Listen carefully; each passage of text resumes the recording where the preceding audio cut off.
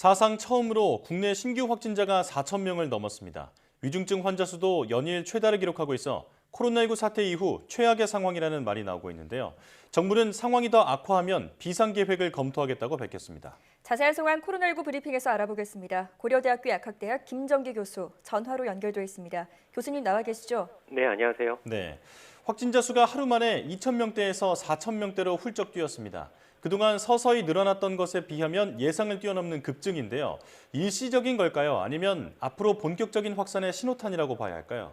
일단 엊그제 월요일 날 발표된 신규 확진자 규모를 보면서 이번 주 평일에는 4천 명대를 넘었을 가능성이 있다라고 제가 예측한 바가 있었거든요. 네. 일단 전체적으로 볼 때는 단계적 일상회복 시행 이후에 2주까지는 큰 폭의 확진자 증가세는 없었습니다. 예.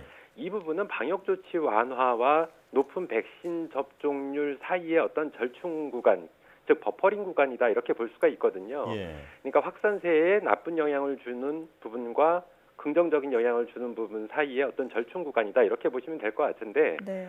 지난 11월 15일 월요일에 2,006명의 신규 확진자가 나오면서 절충 구간이 제 개인적으로 볼 때는 깨졌다 이렇게 보고 있고 예. 그때부터 확진자가 증가세를 보이기 시작했다 이렇게는 보고 있습니다. 이렇게 되면서 지난주 평일에 3,000명대를 보이고 말씀하신 것처럼 이번 주 들어서는 평일 기준으로 4,000명대의 신규 확진자를 보이고 있는데요. 예. 일단 말씀드린 그러니까 절충 구간이라고 하는 것이 증가나 감소를 유지하고 있는 힘의 균형 구간이다 이렇게 보시면 되는데 물리화학적 개념으로 볼 때 이 절충 구간이 깨지기 시작하면 그 이후에는 빠르게 변화가 일어나기 시작합니다. 예. 즉 현재는 확산세가 증가하는 방향이기 때문에 앞으로 확산세는 매우 빠르게 증가할 가능성이 굉장히 높다 이렇게는 보고 있습니다. 예. 자, 위중증 환자 수도 연일 최다를 경신하고 있습니다. 코로나19 중증화율이 2%대 중반대로 치솟았는데요. 같은 규모의 확진자가 발생해도 중환자가 더 많이 나온다는 겁니다. 이유가 뭔가요? 일단 말씀하신 것처럼 코로나19 중증화율 같은 경우에는 10월 첫째 주에 1.56%였고 3주 후인 넷째 주에는 2.36%였습니다. 근데 현재 11월 현재 기준으로는 아직 정확한 집계가 안 나오고 있는데 아마 말씀하신 2% 중반대보다 훨씬 높을 거다 이렇게는 보고 있거든요. 예. 근데 그 발생 상황을 보면 중환자의 84% 그리고 여기서 사망하시는 분들의 94%가 60세 이상입니다. 이 얘기는 현재 중환자, 위중증 환자의 대부분이 60대 이상의 백신 미접종자 중에서 확진자가 나오고 있고 네. 여기에 더불어서 돌파 감염이 발생을 하면서 위중증 환자가 발생을 하고 있다 이렇게 보시면 될 것 같고요. 그렇기 때문에 말씀하신 것처럼 확진자 규모는 그러니까 증가세는 보이지 않았는데 위중증 환자가 나오는 대표적인 이유가 일단 60세 이상 고령층의 미접종자 그리고 돌파 감염 이 부분에서 확진자가 발생을 하게 되면서 여기서 위중증 환자가 나오게 된다. 이런 양상을 보인다. 이렇게 볼 수가 있고요. 예. 향후에 앞서 말씀하신 것처럼 확진자가 증가하고 있기 때문에 앞으로는 위중증 환자의 발생 수는 더 급증할 가능성이 높다. 이렇게는 보고 있습니다. 예. 같은 규모라 하더라도 확진자 가운데서 고령층, 특히 미접종자 비율이 높아지고 있기 때문에 지금 이런 일이 발생하고 있다. 이렇게 정리할 수 있겠는데요. 수도권에선 중환자 병상 가동률이 83.7%까지 올랐습니다. 지금 병상 대기자도 800명 정도 된다고 하는데 방역당국이 코로나19 병상 추가 확보 대책을 다시 마련했습니다. 이게 앞으로 중환자 발생 속도를 따라갈 수 있을까요? 일단 말씀하신 우리 보건당국에서 코로나19 그 병상 확보 대책으로 이번 11월 달에만 행정명령을 오늘 포함해서 3차례를 내렸거든요. 예. 네. 11월 5일 날 그 행정명령을 발동하면서 수도권에서 약 1,100여 병상을 확보를 했고 11월 12일 날도 52개의 추가 병상 확보하는 행정명령을 내린 바 있습니다. 이 부분은 다 수도권에서 해당됐는데 이번에는 11월 24일 날 그러니까 비수도권에 267개의 병상을 확보하는 행정명령을 내렸는데요. 물론 개수만 보면 충분하지 않을까라고 생각을 하고 있는데 지금 위중증 환자가 발생을 하고 있는데 주로 위중증 환자의 상당수가 그러니까 중환자 병상으로 입원을 하시게 되거든요. 예. 근데 지금 확보한 이 추가 병상 중에 중환자 병상은 일부다 이렇게 보고 있고 네. 특히나 뭐 이런 부분을 차치하고 전체 확보한 추가 병상 규모만으로 볼 때에도 이 부분이 한꺼번에 가용이 가능한 게 아닙니다. 그러니까 준비 기간도 필요하고 인력 부족 등으로 순차적으로 가동을 할 수밖에 없는 상황인데 지금 위중증 환자 발생 속도가 굉장히 빠르거든요. 예. 따라서 병상 확보 속도보다 중환자 발생 속도가 훨씬 빠를 거다 이렇게 생각을 하고 있고, 또 한 가지 문제는 향후에 이미 기확보한 중환자 병상이 모두 소진이 된다고 하면 그 이후에 위중증 환자가 더 발생을 했을 때 더 이상 확보할 수 있는 병상이 없을 수도 있다. 왜냐하면 지금 중환자 병상은 코로나19 환자들만 입원하시는 게 아니고 예. 다른 질병 또는 다른 질환의 환자분들도 계시고요. 그리고 추가로 병상 확보를 한다라고 하더라도 코로나19를 전담할 수 있는 인력이 부족한 상황이기 때문에 이러한 부분들이 상당히 문제가 될 거다 이런 생각을 가지고 있습니다. 예. 네. 자, 의료 대응여력을 미리미리 준비를 해놔야 한다라는 말씀을 해주셨고요. 자, 정부가 수도권에는 비상계획 발동을 검토해야 할 상황이라고 입장을 밝히고 있습니다. 교수님께서는 어느 정도 상황이 돼야 비상계획을 발동해야 한다 이렇게 보십니까? 일단 정부에서 언급한 것처럼 제가 보기에는 지금이 적어도 수도권에서는 비상계획 발동할 시점이다 이렇게는 보고 있습니다. 앞서도 앵커께서 말씀을 하셨는데 현재의 수도권의 병상 가동률은 80%를 훌쩍 넘어섰거든요. 네. 더군다나 전국을 보더라도 전국의 중환자 병상 가동률이 어제 5시 기준으로 70%를 넘어서 71%에 도달했습니다.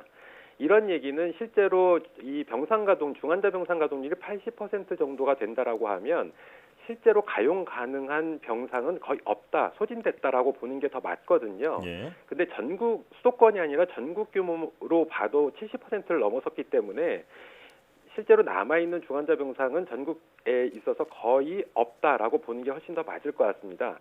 하지만 지금 보면 60대 이상에서 미접종자 또는 돌파 감염으로 발생하는 위중증 환자가 계속 증가를 하고 있고 예. 근본적인 원인이 아직 해결이 안 됐거든요. 그러니까 추가 접종 등으로 항체가를 높여줘야 되는데 이러한 부분들의 속도가 제대로 나지 않으면서 근본적인 원인이 해결이 안 된 데다가 지금 확진자가 전국 규모로 증가를 하고 있기 때문에 향후에 1, 2주 정도면 확진자 증가에 따른 위중증 환자도 또 발생을 할 수가 있거든요. 네. 그러니까 상당히 우려스러운 상황이다. 이미 상당히 늦었다라는 생각이 있고요. 그럼에도 불구하고 지금 다소 늦어도 이번 주 금요일경에는 비상계획을 발동을 해야 된다라고는 생각을 하고 있습니다. 네. 예. 비상계획 발동이 오히려 늦었다 이렇게 경고를 해주셨는데요. 자, 그렇다면 현재 상황으로 봐서는 일상회복 2단계로의 전환은 조금 어렵다고 볼 수 있겠죠? 앞서 말씀드린 것처럼 수도권 중환자 병상 가동률이 80%를 넘어섰고 전국에서도 70%를 넘어섰기 때문에 일단 중환자 병상이 가장 단계적 일상 회복의 중요한 지표 중에 하나거든요. 예. 근데 이 가장 중요한 지표에 빨간불이 들어왔다라고 보시면 될 것 같고, 그렇기 때문에 엊그제 발표된 위험도 평가에서 수도권은 매우 높음, 비수도권은 중간, 합쳐서 전국이 높은 규모를 보이고 있습니다. 네. 그만큼 지금은 2단계 전환을 논의할 시점이 아니고요. 방역 강화 조치를 논의할 시점이다. 이렇게 보고 있습니다. 예. 자, 고령층에서의 확산세도 심각하지만 백신 접종률이 낮은 소아청소년에서도 확진자가 속출하고 있습니다. 특히 팬데믹 이후에 국내에서 처음으로 9세 이하 어린이가 코로나19로 숨지는 사례가 확인됐습니다. 사실 어린이들은 백신 접종 대상자도 아니잖아요. 네네. 어떻게 대처하면 좋을까요? 일단 연령을 차치하고 코로나19에 대해서는 모든 연령대가 백신 접종이 기본적으로 가장 필요하다 이렇게는 보고 있습니다. 현재 우리나라 같은 경우에는 12세 미만에 대해서는 백신 접종 대상자도 아니거든요. 네. 그렇기 때문에 말씀하신 이번 사망 사례 같은 경우에는 아직 정확한 나이나 사이는 공개가 되지 않았는데 이 연령대는 백신 접종 대상도 아니기 때문에 상당히 우려스러운 상황이다. 그렇기 때문에 이런 확산세를 어느 정도 감소시킬 수 있는 방안이 필요한 단계다라고는 보고 있고요. 예. 궁극적으로는 모든 연령대에 대해서 백신 접종은 필요하다라고는 보고 있습니다. 예. 자, 이런 가운데 미국 화이자가 자사 코로나19 백신이 12세에서 15세 연령층을 대상으로 100% 예방 효과가 있다라고 밝혔습니다. 지금 이런 성과가 청소년 백신 접종을 유도하는 데 도움이 될까요? 지금 우리나라에서 청소년 코로나19 백신 접종 예약률이 낮은 이유는 효과가 아니라 안전성 문제입니다. 예. 그렇기 때문에 말씀하신 이번에 화이자 측에서 발표한 100% 예방 효과는 실제로 백신 접종률을 높이는데 큰 기여는 못할 것이다. 오히려 안전성을 보다 확보할 수 있는 방안이 우선돼야 된다. 이렇게는 보고 있습니다. 예. 네. 말씀하신 것처럼 청소년 백신 접종은 아무래도 부작용에 대한 본인이나 또 부모의 우려 때문에 쉽지 않은 상황인데 청소년 백신 접종률을 높이기 위한 방안에는 어떤 게 있을까요? 앞서도 말씀드린 것처럼 청소년 백신 더불어서 앞으로 그러니까 소아청소년 모두 합해서 이 낮은 연령대의 백신 접종을 높이기 위해서는 무엇보다 안전성이 중요하다. 그렇기 때문에 안전성이 보다 우수할 걸로 생각되는 백신을 확보하고 허가가 진행될 필요가 있다. 이렇게는 보고 있고요. 예. 이러한 일환으로 지난 11월 22일 날 그 노바백스 위탁 생산 업체인 SK바이오사이언스에서 노바백스 백신에 대한 제조, 판매, 품목 허가 신청을 시작했거든요.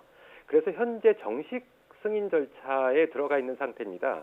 근데 사실 이러한 백신들 같은 경우에 원래 과거 화이자도 그렇고 모더나도 그렇고 조건부 내지는 긴급 사용 승인이 더 맞는데 네. 지금 정식 사용 승인 절차로 들어갔습니다.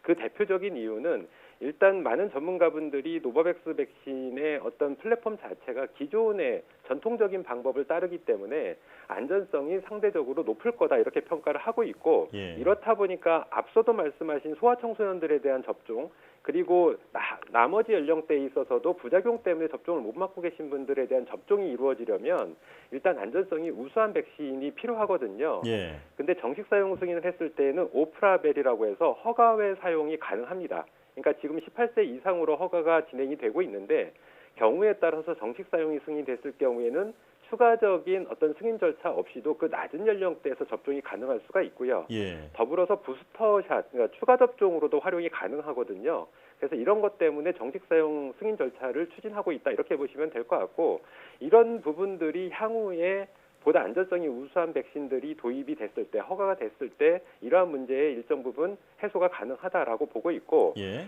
이 말씀드린 노바백스 이외에도 기존의 화이자 백신 같은 경우에도 뭐 12세 이상에 대해서는 성인 용량을 접종을 하게 되어 있거든요. 네. 근데 경계선상에 있는 앞서도 한번 말씀드린 적이 있는데 적어도 12세에서 15세 그러니까 성인 대비 신체적인 조건이 열악한 연령대에 대해서는 저용량 접종도 추진할 필요가 있다 이런 생각을 가지고 있습니다. 예.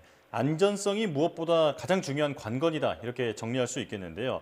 자, 다른 방향에서도 접근을 해보겠습니다. 지금은 18세 이하는 기본적으로는 방역 패스 적용 대상이 아닙니다.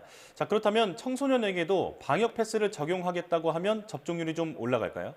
글쎄요. 일정 부분 효과는 있을 거다라고는 보고 있는데 그 효과는 상당히 제한적일 거다라고는 생각을 하고 있습니다. 네. 그러니까 청소년들이 주로 방문하는 그런 업종에 대해서 아무래도 백신 패스, 방역 패스가 적용이 될 텐데 이 방역 패스가 적용을 된다라고 하더라도 안전성을 넘어서지는 못할 거다라는 생각을 가지고 있고요. 예. 어찌됐든 결론적으로 효과는 어느 정도 있을 수는 있다. 근데 상당히 제한적일 거다라고는 보고 있습니다. 예. 네. 안전성에 대한 믿음이 가장 중요하다. 다시 한번 강조를 해주셨습니다. 여기까지 듣겠습니다. 코로나19 브리핑 고려대학대 김종기 교수와 함께했습니다. 고맙습니다. 감사합니다.